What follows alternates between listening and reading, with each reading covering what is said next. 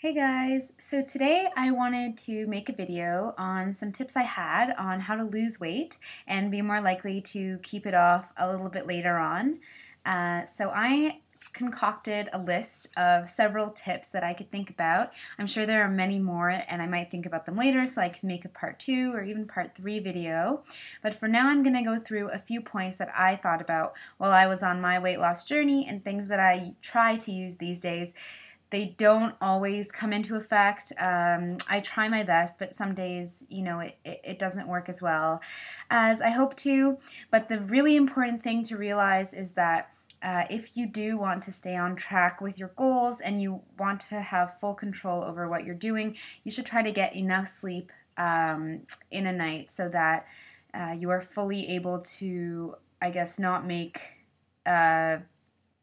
impulse decision based on how low your energy levels might be, because if you're tired, from what I found, you're more likely to go and try to eat everything because you are just looking for a quick fix for energy. So that is one thing, and that's one thing that I also find helps me stay on track with the tips that I'm going to give you is try to get a good night's sleep, try to be well rested. Your brain will be a lot more functional and you'll be more alert and you'll be more able to control yourself and follow some of the tips and some of the ways that you're going to try to lose weight. As well, you're not going to be motivated to go to the gym if you're so tired, so that is something that's really important.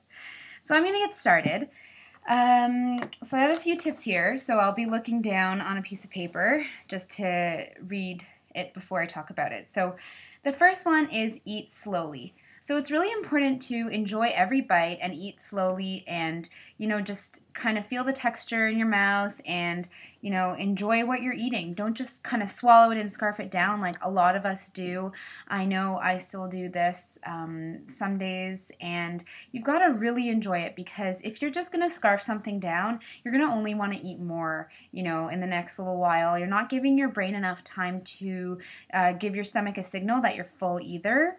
So you have to try and eat slowly. Try not to distract yourself by reading or watching TV, because you're completely distracting yourself from the act of eating and from enjoying your food. If you're going to go and eat a chocolate bar or something sweet, that's perfectly fine, but if you're not even paying attention to it, you're not going to enjoy everything that delicious chocolate bar can give you. So eat slowly. That is my first tip, and less food will feel like a lot more the slower you eat.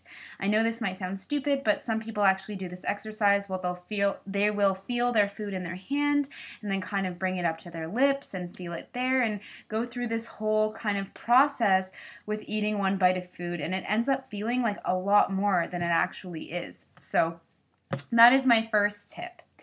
My second tip is don't diet. From my experience, dieting will only lead to binging. You'll only feel unsatisfied, and you'll just want to eat so much, and you'll get upset when everyone around you is eating all this amazing food and you have to, eat, I don't know. Just don't do it. Don't diet. It's not a good idea.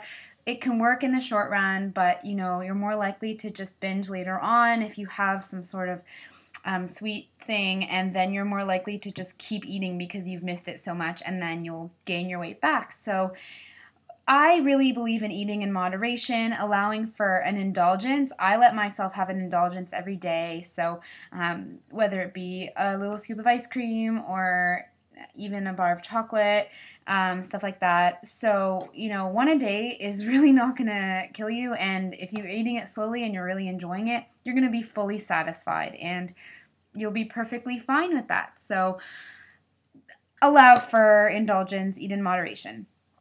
And another tip I have is, it's about what you're doing at the gym. So let's say that you do cardio in the beginning and you go to the gym and you run on the treadmill or you go on the elliptical.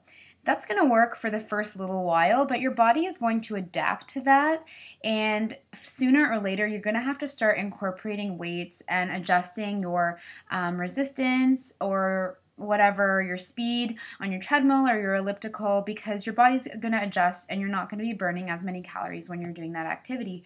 So one reason why you want to incorporate weights into what you're doing is because weights will build muscle mass, and muscle mass burns a lot more calories, and you're also going to be burning more calories throughout the day. So no matter what you're doing, if you have more muscle, you'll be burning more calories and you're going to see more results. So I always recommend doing muscle exercises. I hit a plateau where I was doing cardio and I stopped losing weight, and then when I started incorporating weights, then I didn't see a weight loss on the scale, but my clothes were getting bigger. And I realized that I had to get smaller sizes because my body was just toning and I was losing the fat.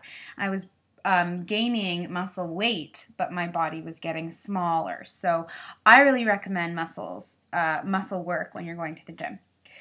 So you want to keep yourself on track, and something I recommend, which I made a whole other video about, is keeping a blog or a journal for motivation. So you want to just keep track how you're doing, set weekly goals, check in every few days just to see how it's going. If something's not working, think about why it's not working and try to tweak it and adjust it from there. Be as active as possible. So I'm not even talking about going to the gym. I'm talking about being active when you're at work. Climb the stairs to your office. If you are in a building, climb the stairs to your apartment if you're in a building. Park further away from the mall if you're going shopping. Every little step counts, and the more active you are, the more calories you're going to burn, the more weight you're going to lose. And it's little things and things that you won't even think about and you won't even realize. So that is really helpful as well. Another thing is, if you're going to go and eat out, before you go to eat out, think about what you're going to have beforehand. Maybe go on the internet and search for meals that they might have, food choices, so that you're not going to make an impulse decision, especially if you're going out with friends or family and you see that they're getting something. You're less likely to be able to think about a decision when you're looking at a menu for 5 minutes than if you're looking at home and you're thinking, okay, this is a smarter decision. I'm going to do this. I'm going to eat this. And then when you get there, you already know what you're going to have, and you're not going to let other people influence you or the impulse decision influence you, because you're only going to regret it later. So think ahead.